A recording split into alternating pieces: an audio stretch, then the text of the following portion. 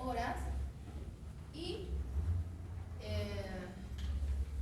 como ustedes saben, el tejido nervioso pues no se regenera y puede dejar secuelas, ¿no? Si bien la mayoría se recupera, puede dejar secuelas como daño cerebral, pérdida auditiva o dificultades de aprendizaje, ya que hablamos de que la severidad es mayor en niños menores de 5 años. La siguiente. Bien, para que una persona desarrolle, tenga presente una meningitis bacteriana, una meningitis en general, pero ahora vamos a hablar de las meningitis bacterianas, necesitamos que exista un agente causal, ¿sí?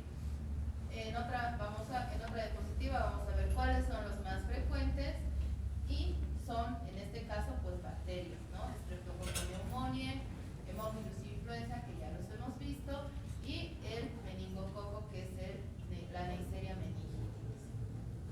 Necesitamos que exista un reservorio. Un reservorio es, sabemos, una persona que tiene al microorganismo y no presenta patología, ¿sí? No presenta la enfermedad.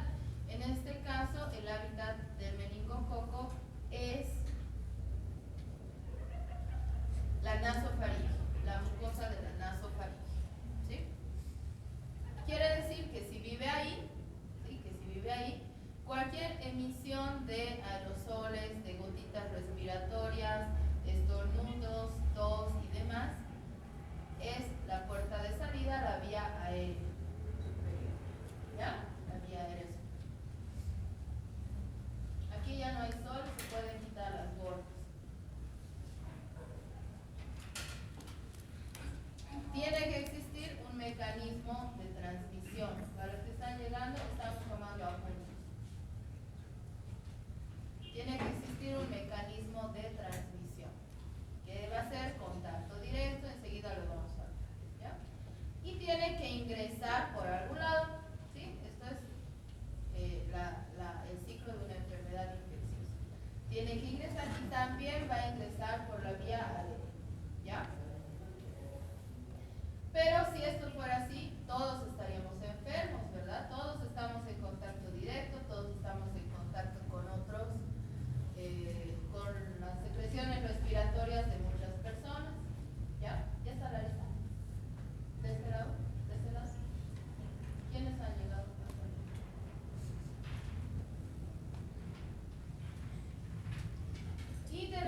Y necesitamos que exista un huésped, un hospedero susceptible, ¿ya? Que en este caso de las meningitis van a ser personas en los extremos de la vida, ¿sí? Muy pequeñitos o muy ancianos, y personas que viven todas juntas en un solo lugar y con condiciones que pueden ser en niveles bajos de inmunidad, principalmente por la alimentación, ¿sí? O en lugares como las cárceles, que si bien están mal nutridos, la mayoría, pues van a tener también circulación de humo de tabaco. Estamos tomando apuntes, jóvenes, traen su cuaderno. Siguiente. Bien. Cuando ya hablamos de meningitis por meningococo, esta lámina está en la página de la OPS. Nos dice que el meningococo es una de las más importantes bacterias que causan meningitis en todo el mundo, ¿sí? Si bien hay menos de 2 casos por 100.000 en Latinoamérica por país y por año, ¿sí? Hay 2 casos por cada 100.000. ¿Cuántos habitantes tenemos en Bolivia? 12 millones. ¿Esos cuántos casos son por año?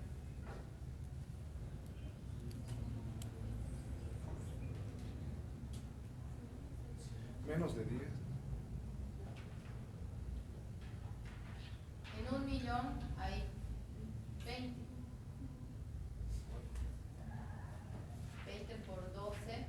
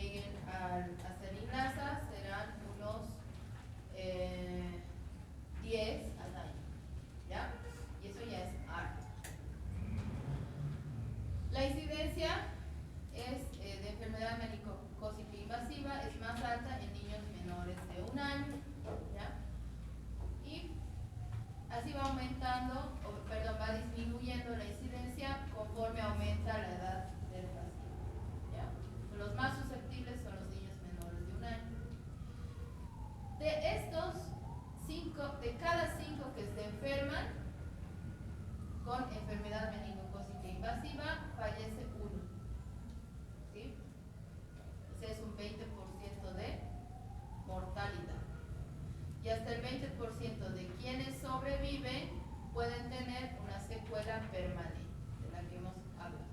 ¿Ya? Siguiente. Se va a transmitir por contacto directo de persona a persona a través de gotitas de secreciones respiratorias, fosas nasales o faringe desde una persona que está infectada. Y eso se facilita cuando hay un contacto estrecho y prolongado. Estamos hablando de besos, estornudos, tos, lugares que tengan dormitorios colectivos. ¿Cuáles son estos? Aparte de las cárceles. Guarderías. Guarderías, orfanatos, ¿qué más? Asilos. Asilos, muy bien.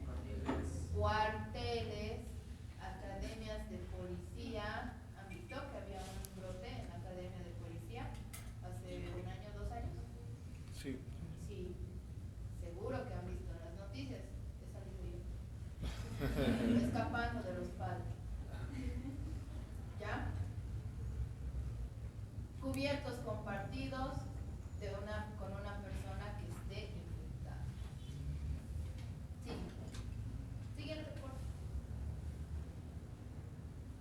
La enfermedad tiene un periodo de incubación promedio de 4 días, que puede ir desde 2 hasta 10 días, dependiendo del estado inmunológico del paciente y dependiendo de la carga bacteriana. ¿Sí? Este periodo de transmisibilidad, o sea, cuando el paciente es contagioso, cuando la bacteria está en el tracto respiratorio y hasta después de 24 horas de haber iniciado el tratamiento antibiótico. Entonces, después de un día de tratamiento ya se considera que no es contagioso o transmisible. ¿Ya? Siguiente. ¿Quiénes son portadores de factores de riesgo? Quiere decir qué pacientes tienen más riesgo. Los que tienen enfermedades crónicas. Estamos hablando de asma, estamos hablando de diabetes, estamos hablando de cáncer, ¿sí? Personas con enfermedades crónicas, VIH. Personas que viven en condiciones de hacinamiento, todos los lugares que ya hemos mostrado, ¿no? Cárceles, asilos, cuarteles, etc., ¿no? Con un nivel socioeconómico bajo, ya que esto condiciona menor acceso a los servicios de salud y menor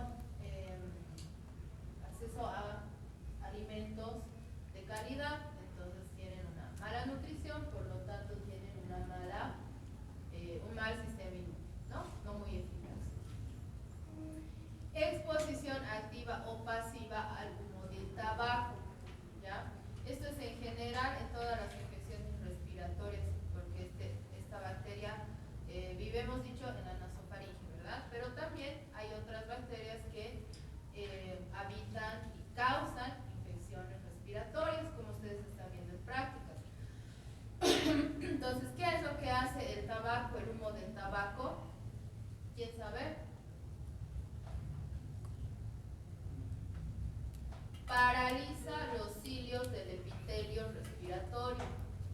Ustedes saben que la función de los cilios es rechazar cuerpos extraños, rechazar bacterias, microorganismos, ¿sí? Entonces, todo lo que sea extraño a la mucosa se rechaza por ese movimiento que tienen los cilios del epitelio. Si hay algo extraño y a la persona está con los cilios paralizados, simplemente va a avanzar o en este caso se va a quedar colonizado, ¿ya? Y también las infecciones recurrentes en vías respiratorias, personas o niños que se resfríen constantemente tienen la mucosa más débil y la mucosa más friable para que pueda penetrar la bacteria que es el meningococo. Siguiente. Entonces, hay otras etiologías más frecuentes que Neisseria meningitidis causantes de meningitis. Sí, son el Streptococcus pneumoniae, el Haemophilus influenza. En tercer lugar está la Neisseria meningitidis,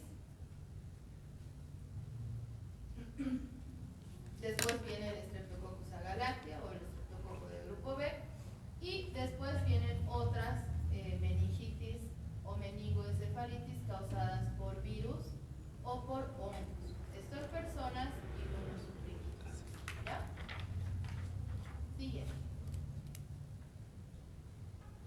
Neisseria meningitidis, la estamos viendo acá bien chiquitita, fíjense. Este es un frotis de líquido cefalorraquídeo. Estos son los neutrófilos, estas no son las bacterias. ¿Ya? ¿Le puedes dar un zoom aquí, por favor? A la fotito. Exacto, gracias. Entonces, lo que estamos viendo acá con tinción Gram, son los neutrófilos. Los polimorfonucleares, estos son sus núcleos. ¿Ya? Y acá, si se fijan, son parejitas de coquitos, son diplococos, arriñonados, ¿Gram qué? Negativos. Muy bien. ¿No? Entonces, están dentro. ¿Se ha fijado? Están dentro del polimorfonuclear. Los áfagos están. Y así los encontramos en el frotis del sedimento de líquido cefalorraquídeo. ¿Ya? Está en el sur. Este líquido cefalorraquídeo, gracias, se siembra, ¿sí?, en un agar sangre o un agar chocolate. En realidad, cuando tenemos una muestra de líquido cefalorraquídeo, se siembra en ambos, en sangre y chocolate, porque, bueno, la Neisseria va a crecer en ambos, pero el Haemophilus solo va a crecer en el chocolate, porque es más exigente que los otros dos. ¿Ya? Entonces se siembra y se incuba a 35 grados centígrados con 5% de CO2 en agar, sangre y chocolate, y vamos a tener colonias grandes, grisáceas y mucoides, ¿sí? Principalmente en agar chocolate. Y en el agar sangre van a ser un poquito más translúcidas, como gotitas de rocío, pero también es como salpicaditas, como las están viendo ahí. ¿Ya? No son hemolíticas y nada, no tienen hemólisis. Siguiente. Neisseria meningitidis, las pruebas bioquímicas las vamos a ver en diagnóstico. ¿Ya? Neisseria meningitidis es es portadora de cápsula. ¿Sí? Esta cápsula polisacárida le da el serogrupo. ¿Sí? Entonces, el serogrupo yo puedo determinar la patogenicidad, puedo determinar a veces la resistencia, ¿sí? Y básicamente me sirve de dato epidemiológico, ya que existen vacunas que no se administran dentro de todo el programa, ¿sí? No son obligatorias. Son vacunas privadas, ¿sí?, que se compran, o que cuando hay un brote se hacen llegar de otro país. ¿Ya? Para el personal de salud principalmente, si es un brote importante, ¿no? Después se hace otra cosa, que después les digo. Tenemos 13 serogrupos de meningococo, o sea, existen 13 serogrupos, pero de esos 6 serotipos son los asociados a enfermedad en humanos. ¿Ya? Y son el A, el B, el C, el W, pero no solo el W, sino el W135. ¿Ya? El X y el Y. Son los que causan enfermedad. Sigue. ¿Cómo o con qué causa enfermedad de meningitidis? Pues, primero su cápsula. Su cápsula tiene la función, es polisacárida y tiene la función de proteger a la bacteria de la reacción inflamatoria. ¿Esto qué es? La fagocitosis, ¿no? Evade la fagocitosis. Y en especial el serogrupo B, es el más patógeno, el más virulento. ¿Ya? ¿Nadie más en la lista?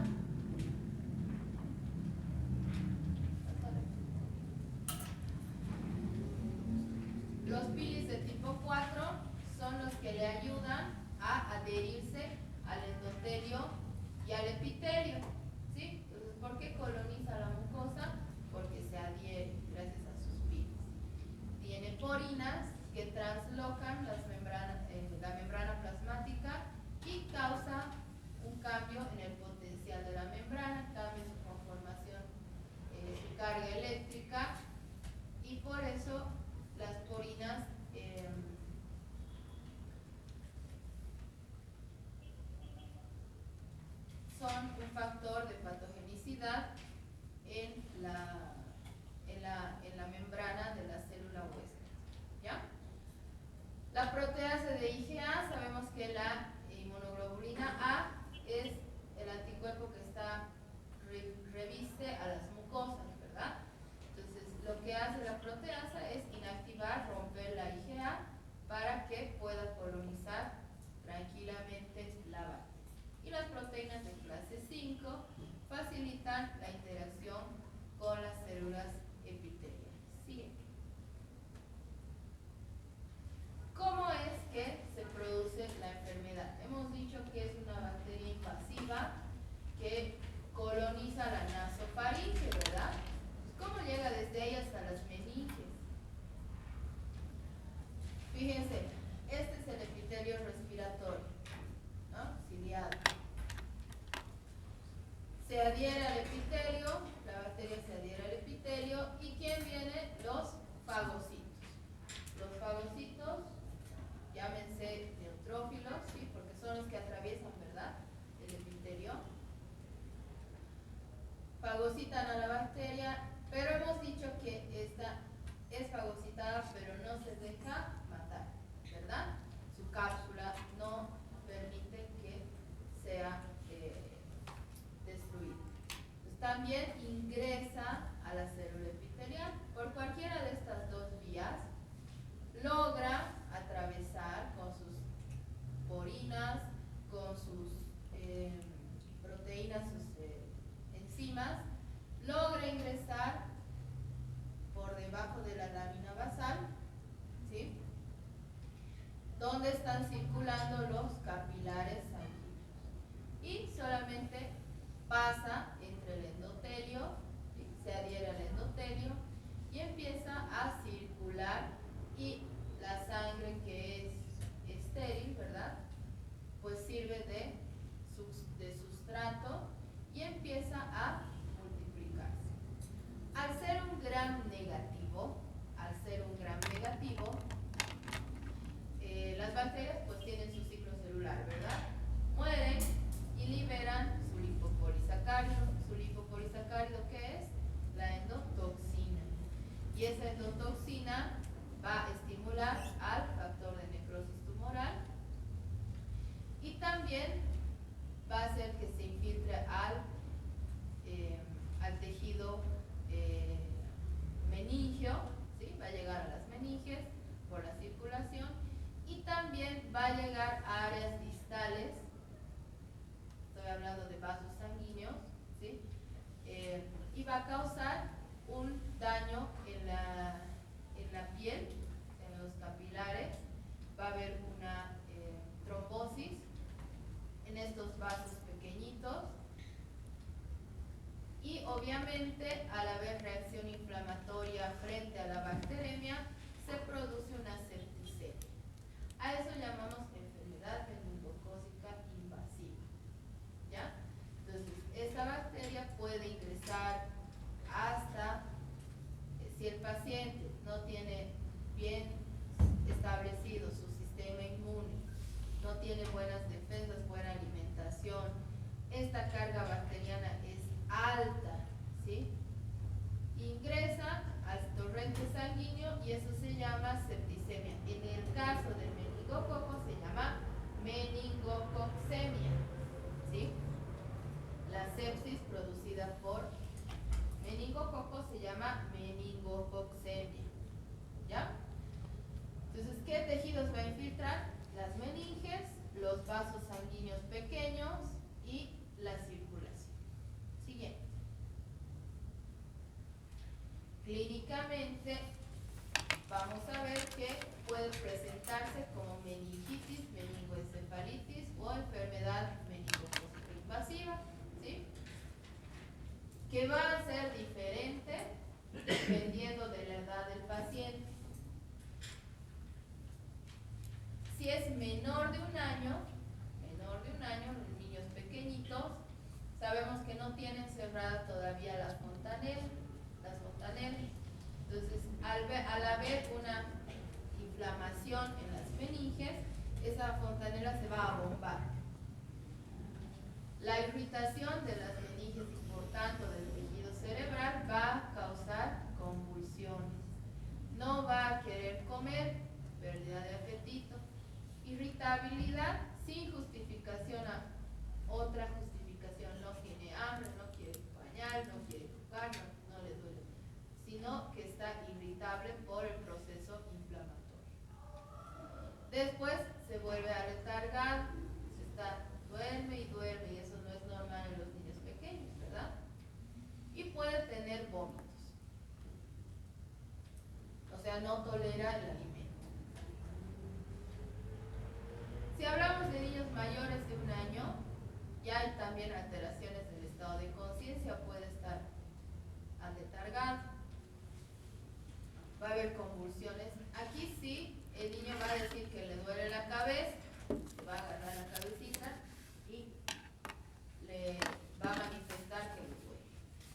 Molesta la luz, tiene fotofobia, también un aletargamiento y ya va a tener signos de irritación meningia que son la rigidez de nuca o los signos de Kernig y Brudzinski que ustedes los van a aprender al año, que son con maniobras clínicas, ¿sí? ¿Qué son signos de irritación e inflamación meningia? Signos de hiperactividad, o sea que están agitados, ¿sí? Hiperactivos, y el vómito en este caso es explosivo. ¿Ya? Siguiente.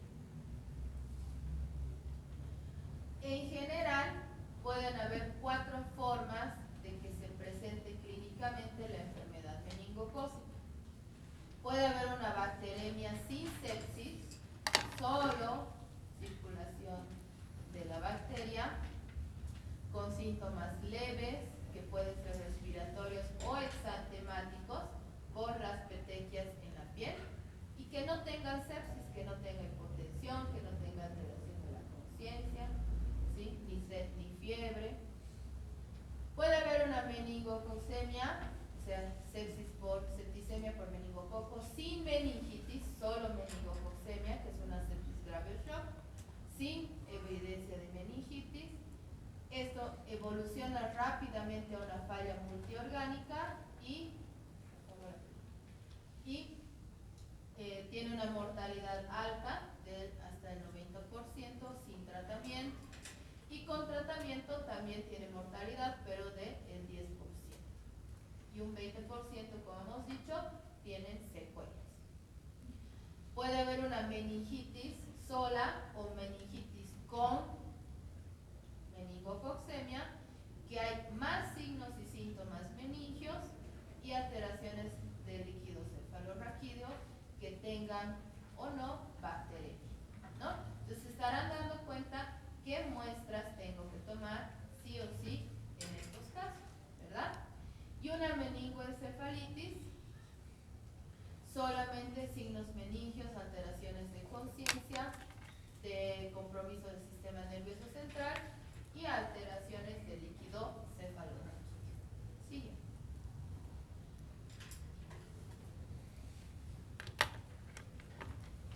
Dentro de las secuelas que deja la meningitis meningocócica, están la sordera, el retraso mental, la espasticidad o paresias. La espasticidad es músculos contraídos, ¿verdad? Y las paresias como adormecimiento, ¿ya? Y las convulsiones. Entonces fíjense que tiene pocas secuelas, pero es el segundo más letal, ¿no? Siguiente. Ahora sí, ¿cómo realizamos el diagnóstico? Este diagnóstico tiene que ser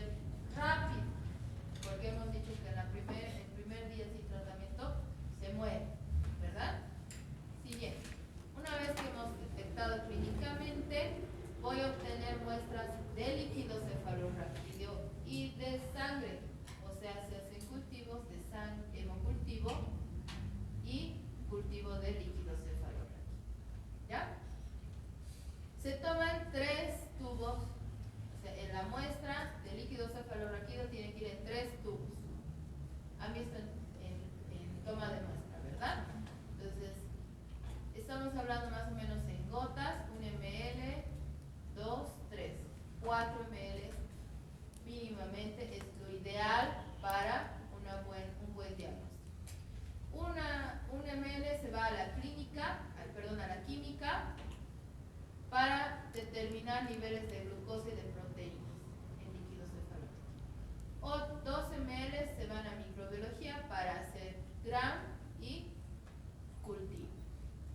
Y se puede hacer también acá aglutinación, inmunocromatografía, que son pruebas rápidas, o PCR, que son pruebas moleculares. ¿Ya? Y el otro ml es para el citológico, que es para el recuento de leucocitos, que no tiene que haber leucocitos, ¿verdad? En el líquido cefalorraquídeo, y el diferencial, si es que existen estos. ¿Ya? Entonces, estos tubos tienen que ser transportados de inmediato a temperatura ambiente y no tiene que pasar más de 1 hora entre que se toma la muestra y se procesa. ¿Ya? Escriban porque si no se van a dormir como la señorita.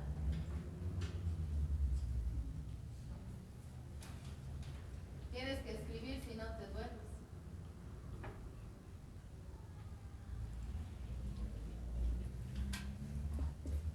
Y es necesario siempre hacer cultivo, ¿sí? Recuperar a la bacteria en el cultivo, ¿sí? Porque con esto se puede obtener el serotipo.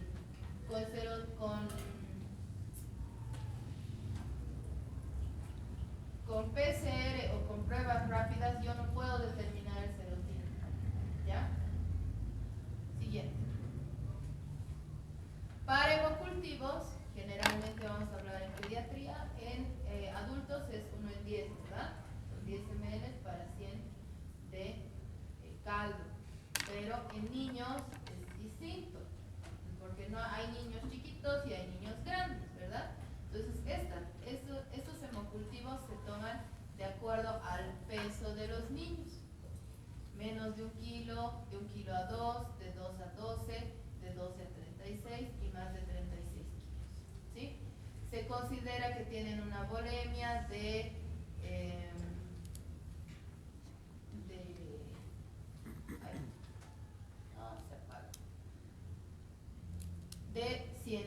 100 ml, de 200, más de 200, más de 800, más de 200, ¿verdad? De 2200. Entonces, esto se toma en 2 frascos de hemocultivo. Está el volumen recomendado, que es el porcentaje de la volemia, y en qué frasco de hemocultivo voy a obtener. ¿Ya? Lo ideal es en 2 frascos, cuando son pequeñitos. Si es muy pequeñito, en un solo frasco, obviamente por la volemia del. ¿Ya? Esto es muy importante si yo quiero recuperar a la bacteria. ¿Ya? Siguiente. Una vez que llega al laboratorio, después de obtener la muestra por punción lumbar, ustedes ya lo saben, en los 3 tubitos, o el hemocultivo, se lleva a hacer una tinción gram. La tinción gram es del líquido cefalorraquídeo, no del hemocultivo. El hemocultivo se hace al día siguiente o en cuanto el aparato, el equipo te dice que es positivo. ¿Ya? Hago la tinción gram del sedimento, voy a centrifugar el tubo que le toca a bacterio, voy a centrifugar y con el sedimento hago tinción gram y hago la siembra en el medio del cultivo. Y así se ven las colonias, estas son creo del año pasado, de las Neisseria meningitidis. ¿Le hace un zoom, porfis, al cultivo?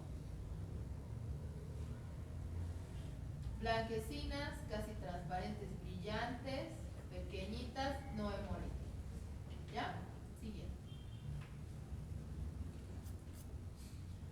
¿Qué voy a ver? Y me voy a apoyar en el citoquímico de los otros 2 tubos que se han obtenido.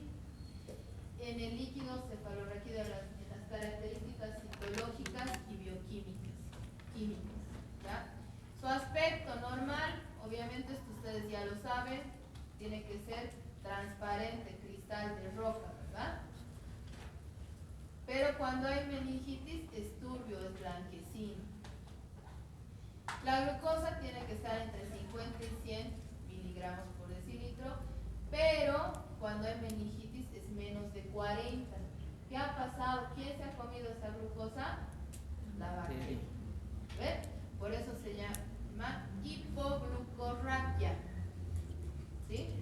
Disminución de glucosa en líquido cefalorraquídeo. Las proteínas están entre 20 y 45, pero como hay un proceso inflamatorio, aumentan las citoquinas, aumentan las interleucinas, aumentan los factores, entonces hay una hiperproteinorraquia. ¿Sí? Leucocitos no tienen que haber en el líquido cefalorraquídeo. Entonces, si hay más de 100 por milímetro cúbico, es una infección bacteriana. Bueno, en el diferencial vamos a ver que haya neutrófilos, ¿no? Porque si hay leucocitos a predominio de linfocitos, puede ser viral, ¿no? Y si hago la tinción del líquido cefalorraquídeo, pues voy a encontrar diplococos gram negativos en caso de Neisseria meningitis. ¿Ya? Y obviamente el cultivo Dadar positivo. Siguiente. Como sospecho, colonias redondas, convexas, brillantes, aspecto húmedo, y ese aspecto húmedo brillante se lo da su cápsula, ¿sí? Con bordes definidos. Tinción gram, ya hemos dicho, diplococos gram negativos en forma de granos de café. ¿Lo puedes aumentar acá? ¿Sobre el gramo? Sí. ¿Ven la sombrita que hay alrededor? Esa es la cápsula, ¿sí? Entonces es una refringencia que a veces se puede ver en la tinción, ¿ya? Pero sí son dos granitos de café, ¿no ves? Dos riñoncitos. Exacto, así se ve. Dale, siguiente. Una vez que tengo las colonias aisladas, le hago las pruebas de catalasa y oxidasa, ¿sí? Catalasa positivo, oxidasa positivo. Esta es igual una muestra de Santa Cruz, me parece. Una cepa de Santa Cruz que ha burbujeado inmediatamente y eso es catalasa positivo con el peróxido de hidrógeno, ¿verdad? Y la oxidasa con el reactivo oxidasa es un papel filtro que está ya impregnado. Solamente pongo con la colonia, con un palito, con un aplicador, impregno acá mi colonia y me da color morado, eso es oxidasa positiva. Y hago fermentación de azúcares, es una bacteria fermentadora de glucosa, porque hemos dicho que consume toda la glucosa del líquido cefalorraquídeo, ¿eh? Y también de maltosa. Y esto me ayuda, bueno, a diferenciar de otras neiserias y de las moracerias, ¿ya? Entonces solo fermenta glucosa y maltosa, no así lactosa ni sacarosa, ¿ya? Por eso estamos viendo la diferencia de color, ¿ya? Siguiente.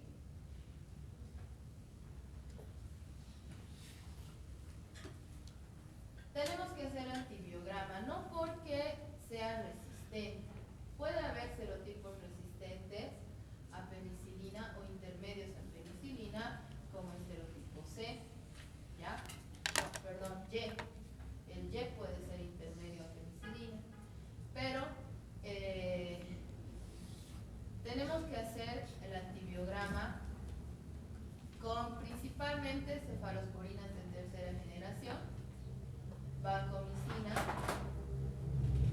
que son el tratamiento de elección en terapia, ¿sí?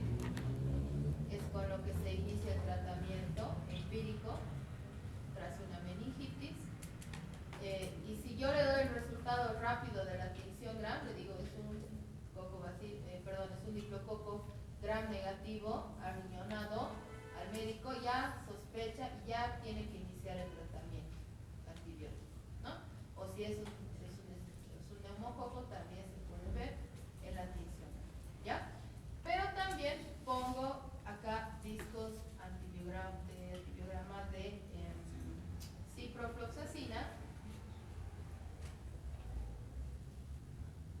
de acitromicina.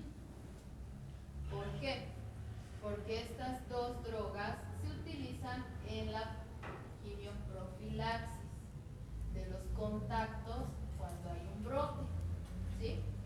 Cuando hay un brote en la cárcel, en la academia, en el orfanato, en el kinder, en la guardería, se bloquea ese brote.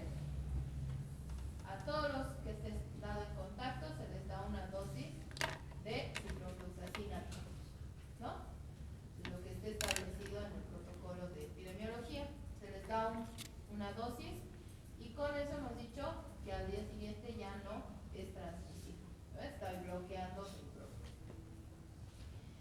Y las penicilinas siempre se hacen por concentración inhibitoria mínima, que este es el Epsilon test, ¿ya?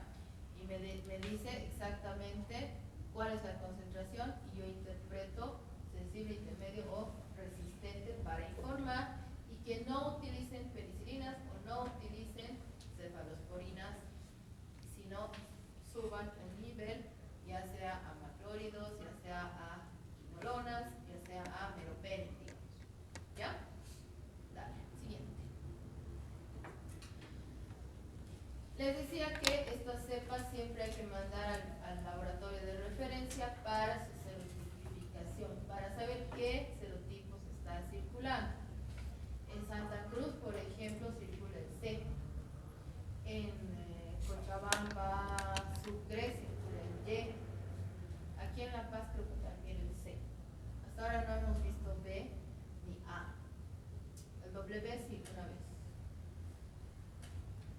Pero esos son los más frecuentes, el Y y el C. Su cápsula polisacárida, fíjense que tiene dos tipos de serogrupos. Es un poquito más complicado, ¿sí? No solamente es B, no solo C. Dentro del B hay un tipo 4 y hay un subtipo, ¿eh? Entonces, esta es la combinación que utilizan para fabricar la vacuna. Entonces, nosotros simplificamos y hacemos las pruebas con los 6 antisueros grandes, ¿sí? De los serogrupos. Entonces, estas combinaciones, estas fórmulas antigénicas son las que utilizan para fabricar la vacuna. ¿Cómo hago? Pues fíjense que aquí tengo estas plaquitas con círculos oscuros, ¿verdad? Ahí yo pongo una suspensión de la bacteria, pongo una gotita de cada antisuero, mezclo y fácil. Veo acá si hay aglutinación o no hay aglutinación. Izquierda hay aglutinación, derecha no hay aglutinación. Como grupo sanguíneo. Han hecho todos los grupos sanguíneos. Han visto que es aglutinación, lo mismo. Es una reacción antígeno-antígeno. ¿Ya? Entonces el que me da positivo es el que aglutina. Siguiente.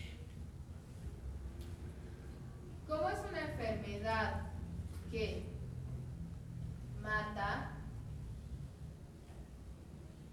tratamos de que los laboratorios de los hospitales tengan pruebas rápidas o tengan PCR hasta que salga el cultivo, ¿ya? Las pruebas rápidas que utilizamos actualmente, estas que tienen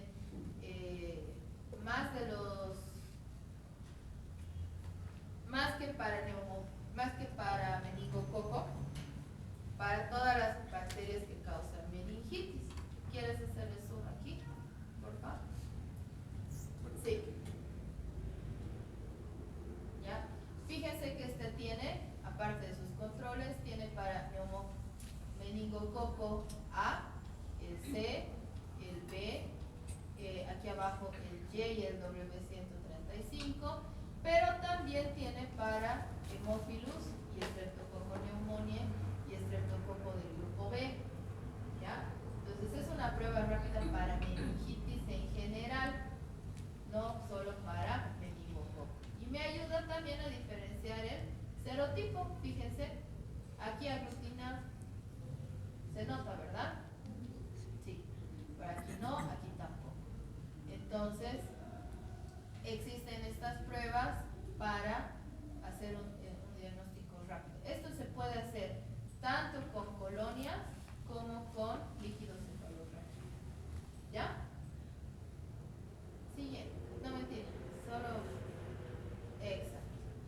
Y la PCR en tiempo real, multiplex es la que utilizamos nosotros para los 3 microorganismos, neumococo, hemófilus y meningococo. ¿Ya? Entonces acá está positivo en meningococo. Eso se puede ver en tiempo real, tarda 3 horas. ¿Sí? Tarda 3 horas en decirte si hay o no hay el material genético de meningococo. ¿Ya? Siguiente. Lo que me faltó poner en la presentación, chicos, es la prevención. ¿Sí? El tratamiento se lo da en función del antibiograma, nada más. Y la prevención está dada por evitar los lugares hacinados, ¿no? Controlar los brotes, porque estos brotes son inevitables en lugares hacinados. ¿Sí? Va a haber de vez en cuando una persona, ¿por qué? Porque el 30% de la población estamos colonizados. La bacteria está circulando, ¿ya? Y esto obviamente se transmite más rápido en lugares en los que están mucha gente concentrada por mucho tiempo. Entonces, la vacuna no está disponible en el sistema público. Hay vacuna privada, no sé cuánto cuesta, ¿no? Pero solo se vacuna cuando hay contención de brotes, de un brote muy grande, y cuando no hay la vacuna solo se hace quimioprofilaxis. Entonces, en lugares hacinados, sí, una persona que esté resfriada, que pueda ser más fácil que se transmita o que se enferme, ¿sí? Que ella transmita a otros susceptibles o que alguien que está en contacto le transmita porque tiene la mucosa irritada, más fácil de colonizar y de invadir, pues es el uso de barbijo, ¿no? No estoy diciendo que usen barbijo todo el tiempo y en todo lugar, ¿no? Pero sí en lugares hacinados, a personas que fuman mucho, ¿sí? Ya sea el fumador o el que vive con el fumador,